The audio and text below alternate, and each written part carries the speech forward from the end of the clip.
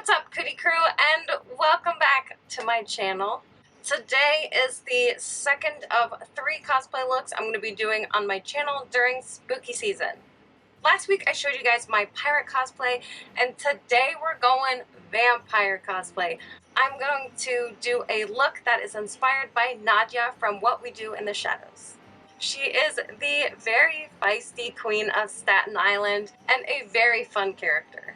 This look is one that is very easy in that it's mostly just assembly, not really a bunch of crafting. So really the battle is finding pieces that worked really well to bring her to life without actually having a specific look from the show. What's great about this cosplay is that while it is inspired by Nadja, it is also a great general vampire look. I'm going to go through all of the different pieces that I've collected for this cosplay and hope that it will inspire you as well on how to put together a look that says Nadja. First of all is this amazing dress that I found. I got this thrifting. It was very nicely priced. Part of that was because the back was totally unusable. There was no way to close the back, but hey, I have safety pins at home. That's all I needed. She is always wearing very large full-length dresses, so I love that this was already floor length and had a very big skirt to it. I do wish the skirt was black, and I thought about dyeing it black to maybe fit, but I was just worried about making it more murky and not being in love with it, so I did leave it white. Now, as amazing as this dress is, it is much too revealing to say Nadja. It has a very open back and a very open front, and her clothes cover up most of her body all the way up to her neck. She's from a different time, so she brings that with her even in her current wardrobe. But she does have a lot of poof in her clothes. She's always covered and always in some dark colors. So I knew I had to hit the thrift store again and find something that would work really well over top of this dress. I thought about looking for coats, like thick coats, like faux furs, things like that I could cover it with. But I instead found this crop top. The brand on this says Forever 21. It is a crop top and it's lace, and the best part is it has a turtleneck already in it, so I didn't have to worry about finding something that would really cover the neck well. Layering the black lace on top of the black lace of the dress makes it so that it looks more like one big piece, although it gets to be 100 degrees under there. It's very toasty. In case you're new to my channel, a lot of the looks I put together are using pieces that I've either have already or reuse from something else, which is why most of the time I'll say I found something thrifting, and I know that's not really useful in case people are trying to recreate the exact look I'm doing, but thrifting is a great option. It just may take a little bit more time and patience and a very open mind, but you can find some really awesome deals and you're getting everything secondhand, which means less in a landfill if you only wear it 1 time, 2 times, 3 times. That's my little blurb on thrifting. It is super cool. Just go in with a really open mind. Give yourself a ton of time. Make sure you're fed and caffeinated. Hit all the stores you can. Something will stand out, and you'll probably find way more pieces than you might be expecting. Let's talk about the hair. So her hair is dark black. She's got those really thick, chunky bangs. Love that look. And her hair is pretty long and often has a lot of texture to it, so I found a long black wavy haired wig with bangs already on it. There are a couple hairdos that I would say are some of her signature styles. The look I went for was the 2 half-up space buns, just because every time she wears that, it always stands out to me.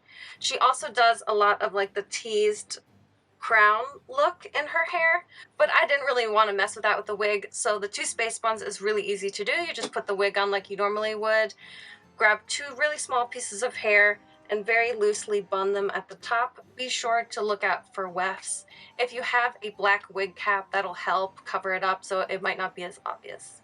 For the teeth, I actually already had vampire teeth from years ago. Anyway, I already had these teeth. They come in these little kits that you can buy for just a couple dollars, and it has wax balls in it that you can melt down and put inside the teeth. That shapes it to your tooth so that you can pop them in and out pretty easily. In a previous year, I did show you guys how I made the buck teeth for my bean cosplay using wire, hot glue, and some fake nails.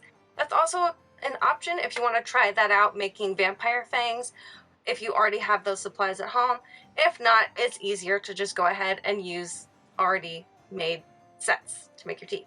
For accessories, like I said, she wears a lot of shawls and bulkier items around her torso, so that would be a really cool option. She also has some chunky jewelry, so I already have some pretty chunky rings, which I will put on for this look. Just a little bit of extra flair here and there always makes a difference when you're doing costumes and cosplays. And then last but not least is makeup and extra stuff. So I did paint my nails red because she does often have red nails and red lips. I can't really blame her for having red as an accent color because she's a vampire.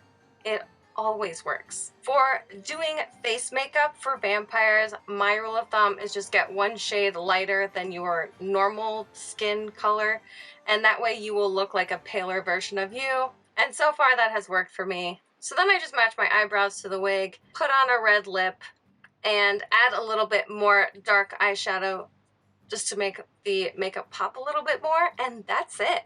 Like I said, this was really mostly just an assembly type look, not a ton of crafting, which makes it really easy to just do over a weekend if you could just make the time to go find each of the pieces. Now that I've gone through everything, let's go ahead and put everything on and see how this looks.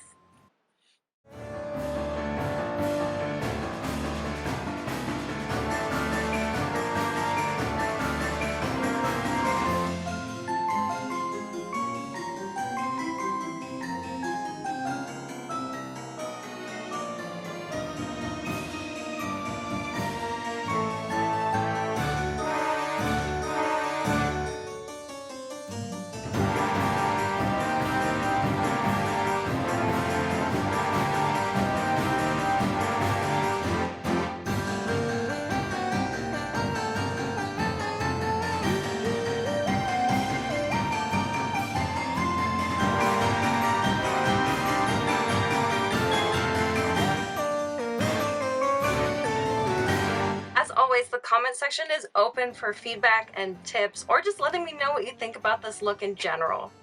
If this was useful or just entertaining, as always, please give it a thumbs up. You can check out all the other videos that I have on my channel and subscribe if you want to stay tuned for future videos. If you're also a fan of the show, let me know in the comments who your favorite character is, because let's be real, they're all awesome characters. Last year, Stark dressed up as Guillermo, and it was so great. I love that look on him. He's adorable. It's 80 degrees outside right now, and I'm wearing 3 layers of black long sleeve lace. So I'm gonna head out and start working on my next big look.